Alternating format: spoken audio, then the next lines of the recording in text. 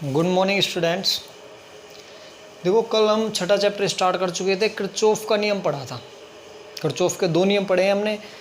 Kirchhoff का पहला नियम या फिर धारा का नियम, संधि का नियम, और दूसरा किरचॉफ का द्वितीय नियम या फिर लूप का नियम या वोल्टा का नियम। आज उन नियमों के आधार पे क्या न्यूमेरिकल क्वेश्चंस बनते हैं, वो न्यूमेरिकल क्वेश्चंस देखते हैं। तो देखो पहला क्वेश्चन हम देखते हैं।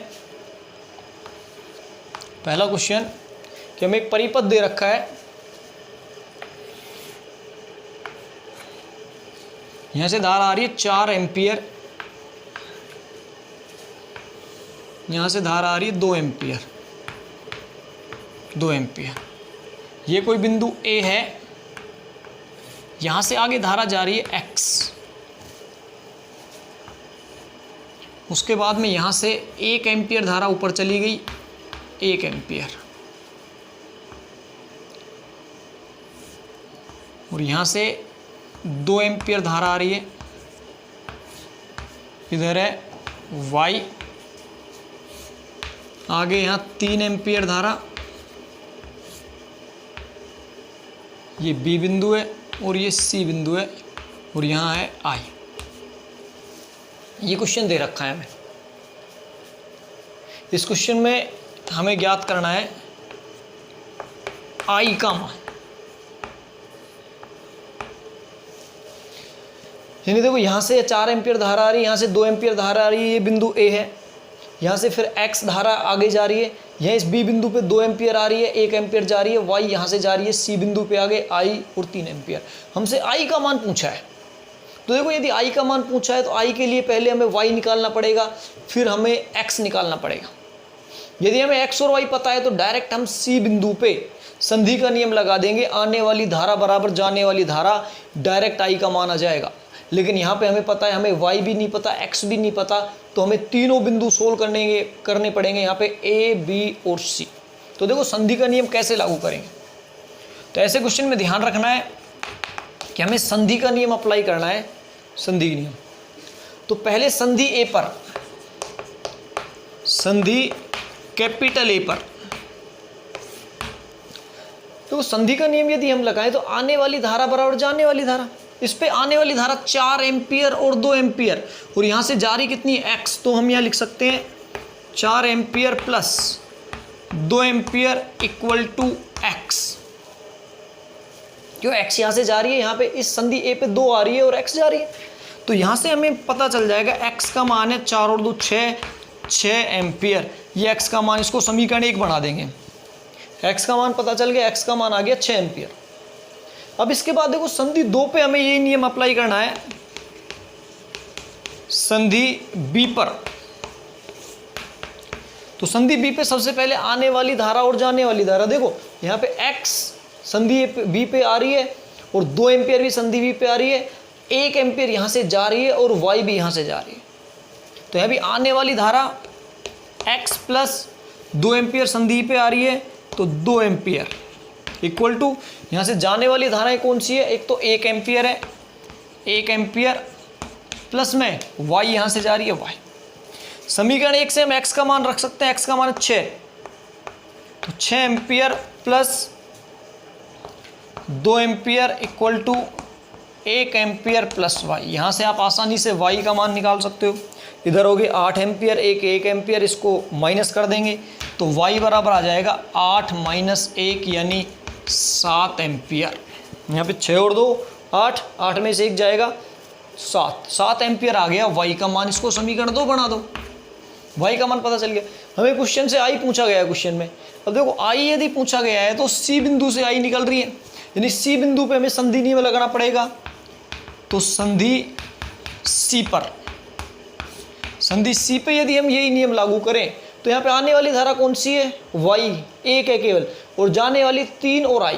तो आने वाली y बराबर जाने वाली 3 एम्पियर प्लस I। हमें I की वैल्यू निकालनी है। समीकरण 2 से y का मान कितना है 7, तो ये आ जाएगा 7 ampere equal to 3 ampere plus I। तो यहाँ से I इक्वल टू आ जाएगा 7 माइनस 3 यानी 4 एम्पियर। तो जो क्वेश्चन में पूछा गया था I का मान कितना होगा, वो होगा 4 है। तो ध्यान रखना है कि ऐसे परिपथ में संधि नियम जब भी हमें लागू करना है तो उस संधि पे आने वाली धारा को, उस संधि से जाने वाली धारा, केवल इस संधि को देखेंगे, ए पे 2 आ रही है, 1 जा रही है, बी पे 2 धाराएं आ रही हैं और 2 ही जा रही हैं, सी पे 1 धारा आ रही है और 2 जा रही है। तो उससे कितनी धाराएं जा रही है, कितनी धाराएं आ रही है, तो आने वाली धारा को वहाँ से जाने वाली धारा के यदि हम इक्वल कर दें तो वहाँ से हम आसानी से धारा का मान ज्ञात कर सकते हैं। ये तो पहला नियम था किरचॉफ का जो हमने अप्लाई किया है, संधि का नियम। अब सेकंड नियम देखते हैं। देखो क्वेश्चन क्या है, क्वेश्चन से समझते हैं सेकंड नियम को, किरचॉफ के द्वितीय नियम को।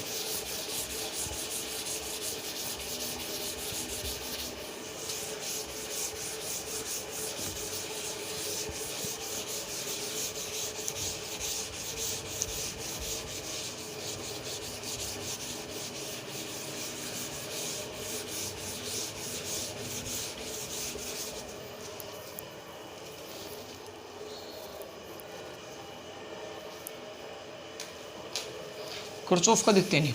तो क्वेश्चन देखते हैं सबसे पहले हम क्वेश्चन।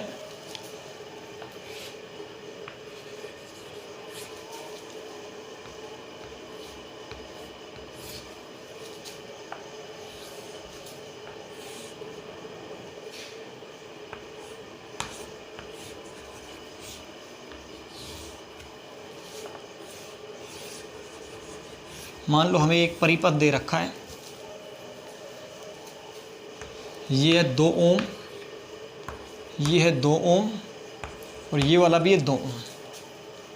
ये एक 12 वोल्ट की बैटरी है, ये एक 8 वोल्ट की बैटरी है।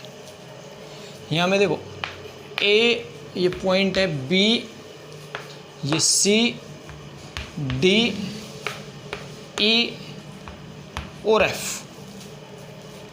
अब क्वेश्चन में धारा पहले से बना के दे रखी है। इधर इस परिपथ में धारा जा रही है I1 इस तरफ, इधर धारा जा रही है I2 और ऐसे ऊपर आ रही है I3। ये क्वेश्चन में दे रखी है I1, I2 और I3। और हमसे क्वेश्चन में पूछा गया है I1, I2 व I3 का मान, यानी हमें I1, I2 और I3 का मान फाइंड करना है। यहाँ से पता करना है किस प्रकार से ज्ञात करें।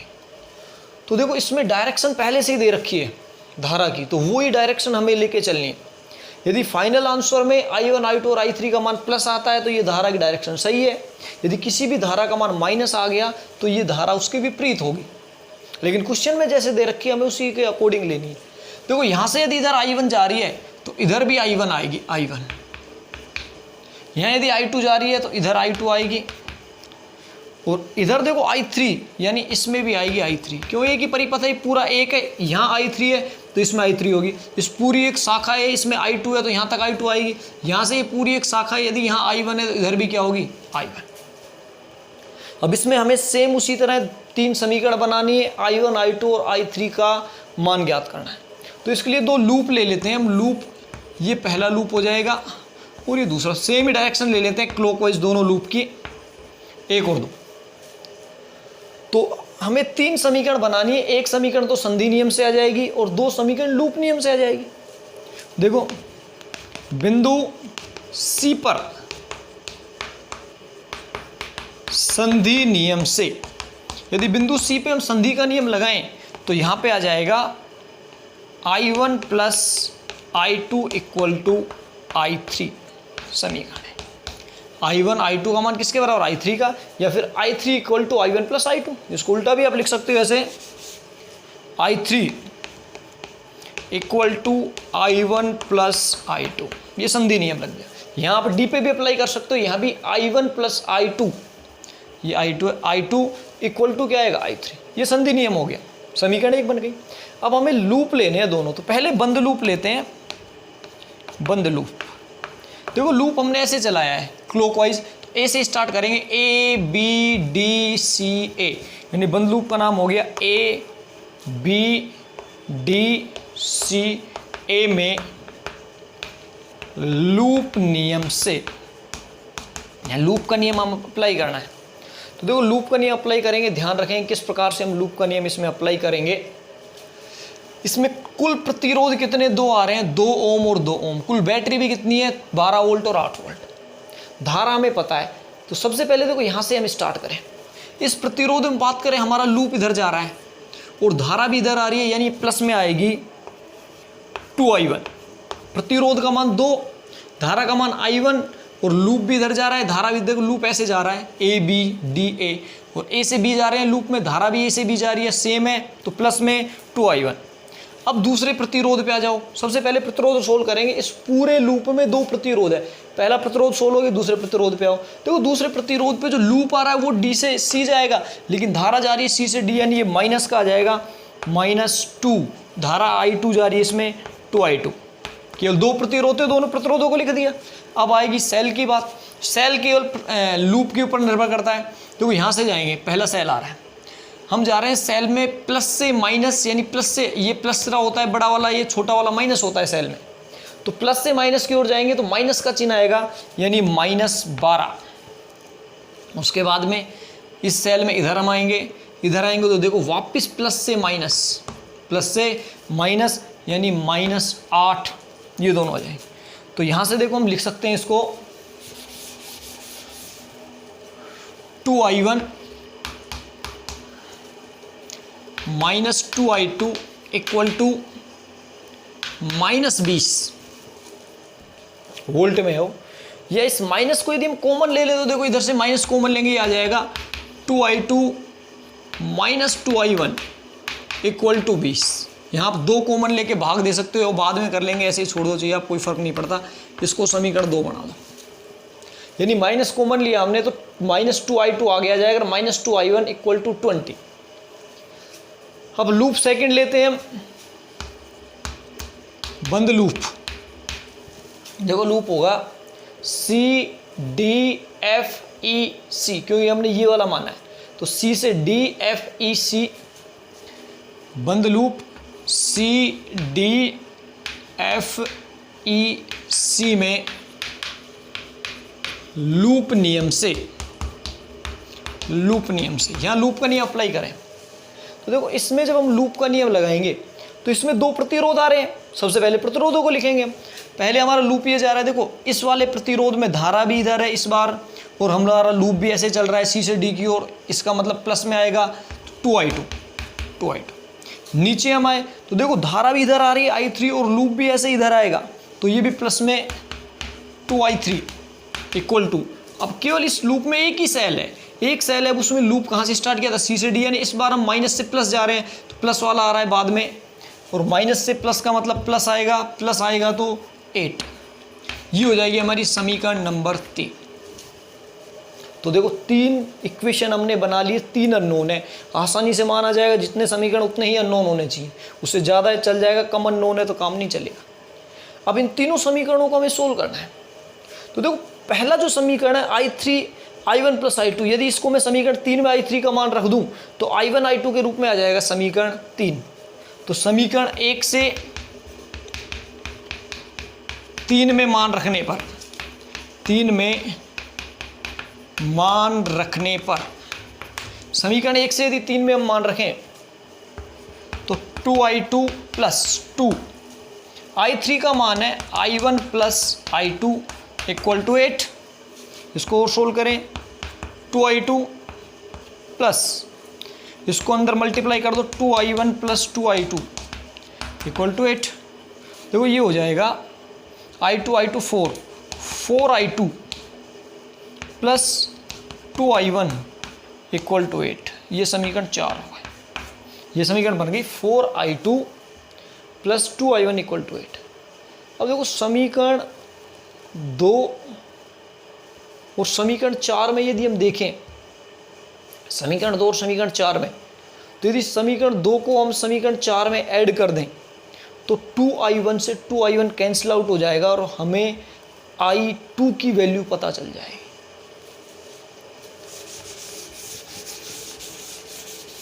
तो हम यहां पे करते हैं, ये लिख देते हैं समीकरण 2 प्लस 4, समीकरण 2 और 4 को ऐड कर दो तो देखो 2i2 माइनस 2i1, ये तो समीकरण 2 थी, इसमें प्लस ऐड कर देते हैं 4i2 प्लस 2i1। अब left hand side right hand side देखें, वहाँ है 20 प्लस 8, तो देखो 2i2 और 4i2 ये हो जाएगा 6i2 और इसमें ये कैंसिल आउट हो जाएगा इक्वल टू 28। तो यहाँ से i2 इक्वल टू आ जाएगा 28/6। यहाँ से इसको डिवाइड करें 4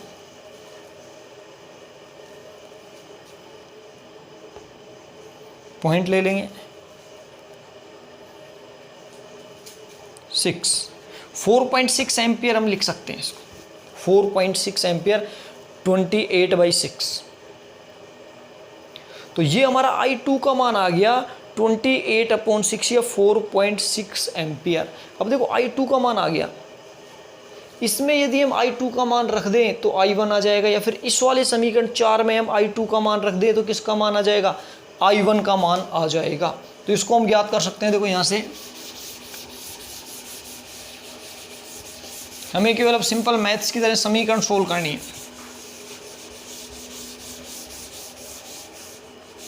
तो इस समीकरण में हम I2 का मान रख देते हैं। तो ये देखो 4i2 का मान है 28/6 रख लेते हैं प्लस 2i1 इक्वल टू 8 आ रहा है। इसको यदि हम सोल्व करें तो ये कैंसिल आउट हो जाएगा 2 3,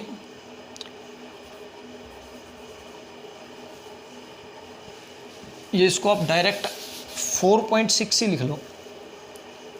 4i2 का मान 4.6, उधर मल्टीप्लाई कर लेंगे। देखो 2i1 बराबर आ जाएगा 8 माइनस, अब इसको ही मल्टीप्लाई कर लेते हैं। 6 चौक 24, 4 चौक 16, 17 18, 18.4। यहाँ से देखो 2i1 इक्वल टू माइनस करेंगे, इसमें से 8 माइनस होगा तो ये आ जाएगा 10 माइनस 10.4। और यहाँ से I1 यदि हम निकालें तो माइनस 10.4/2 इक्वल टू -5.2 एम्पियर। तो देखो I1 का मान माइनस में आ रहा है, इसका मतलब ये I1 की जो दिशा क्वेश्चन में इस तरह क्लॉकवाइज ले रखी है, एंटी क्लॉक। देखो हम जानते हैं हमेशा बैटरी का जो प्लस है ना वहाँ से धारा निकलेगी और माइनस की ओर जाएगी, यहाँ विपरीत ले रखा है। अब कई बार ये हो जाता है, देखो ये 12 वोल्ट की 8 वोल्ट की बैटरी है। कई बार ये हो जाता है यदि ये ज़्यादा वोल्टता की बैटरी है तो इसमें धारा जा भी सकती है, लेकिन यहाँ तो सिंपल सा ये 12 वोल्ट है 8 वोल्ट है, ये ज़्यादा पावर की बैटरी है कम पावर की बैटरी है, तो इससे धारा निकलेगी, इस चीज़ का ध्यान रखना है। तो यहाँ से धारा निकलेगी, ये इस चिन्ह से पता चल रहा है कि I1 की दिशा जो क्वेश्चन में ये दे रखी है ये ना होकर इसकी विपरीत होगी, लेकिन आंसर हमारा माइनस आ रहा है तो गलत नहीं है। उसका मतलब ये है कि क्वेश्चन में जो धारा दे रखी है, धारा की दिशा दे रखी है वो गलत है, उसे हम सही करेंगे, प्लस ही आ जाएगा 5.2।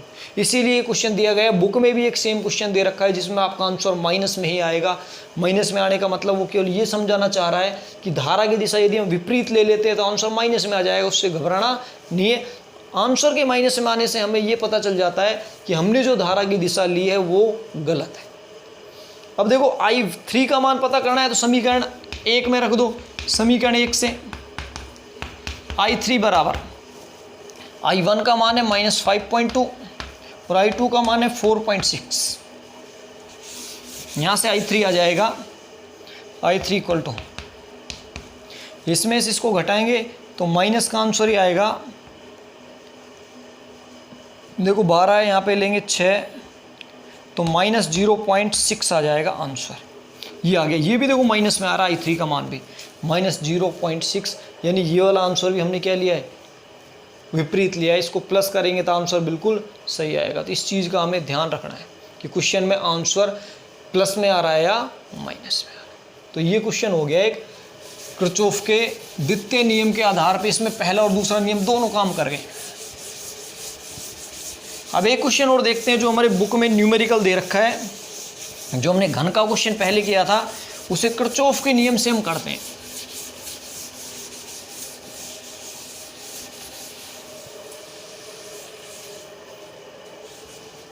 देखिए घन का क्वेश्चन है,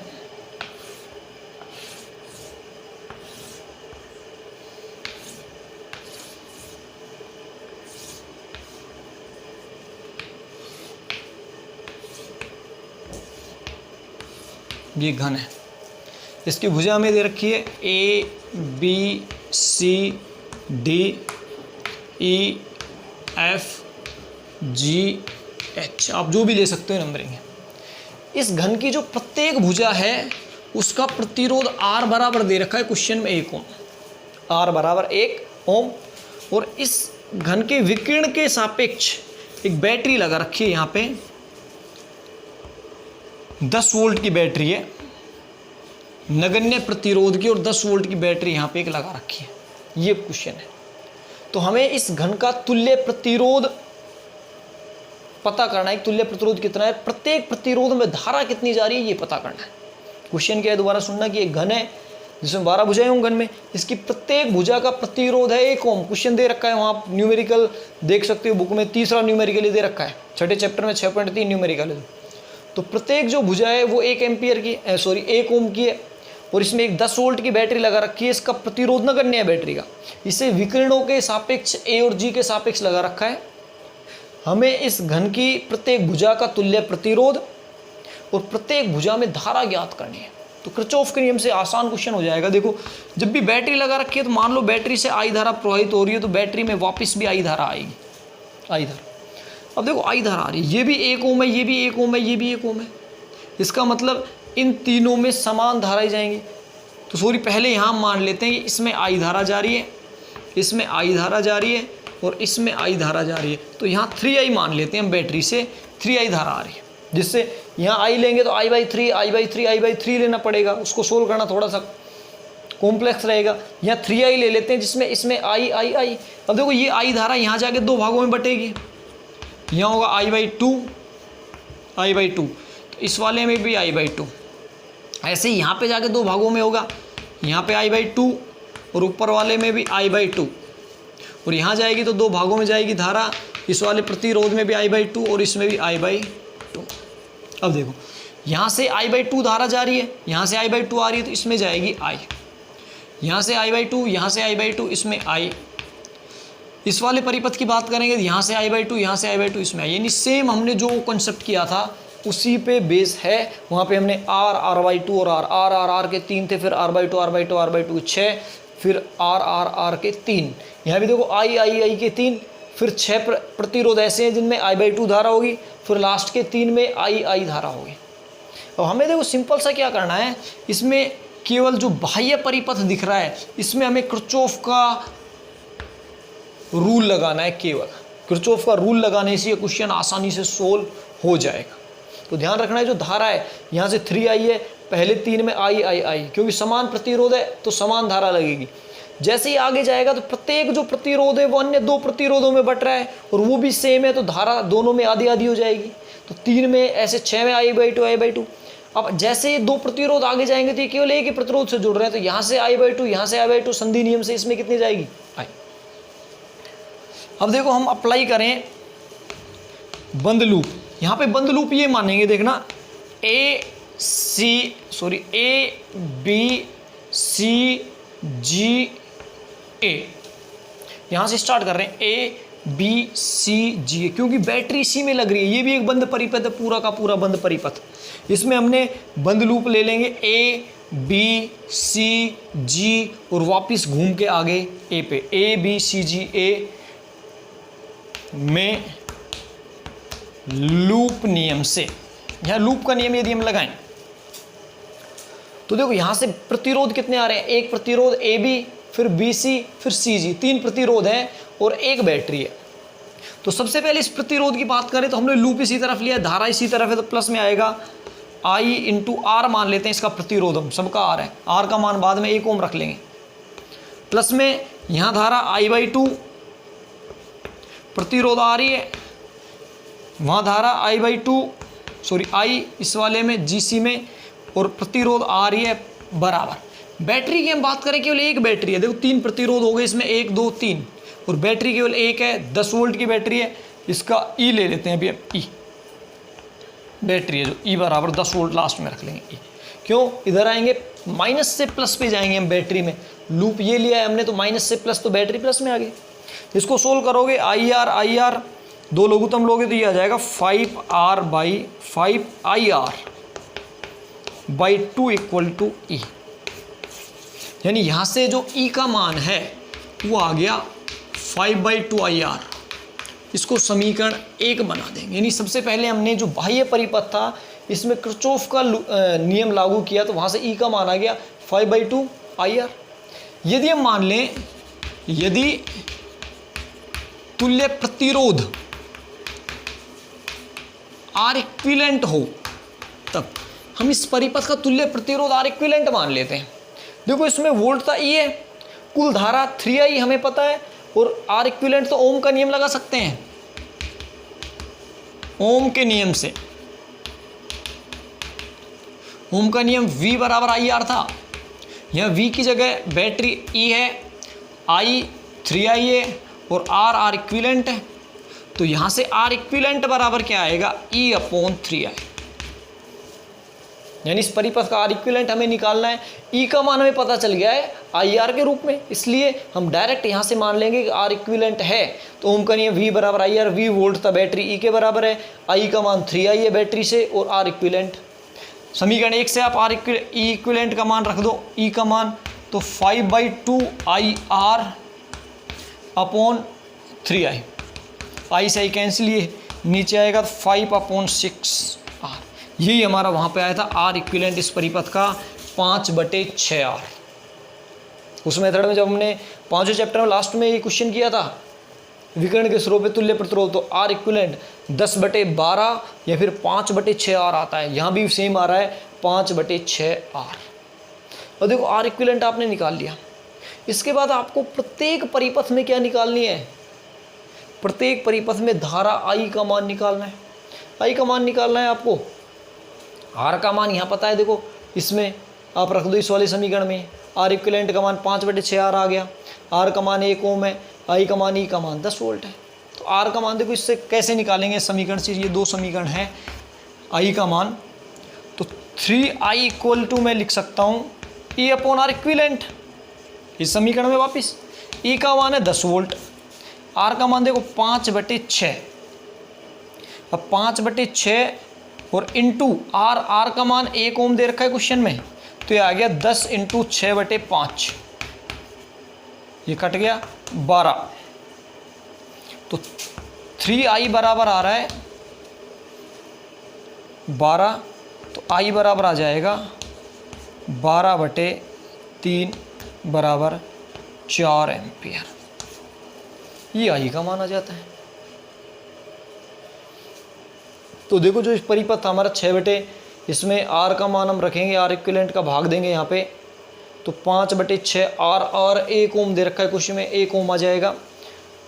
यहाँ से आप 3I बराबर निकालोगे तो डायरेक्ट फॉर्मूला या आप यहाँ भी अप्लाई कर सकते हो। देखो I का मान आपको निकालना है, ये 10 वोल्ट दे रखा है, ये R का मान कितना आ गया 1 ओम है, यहाँ से आप I निकाल सकते हो।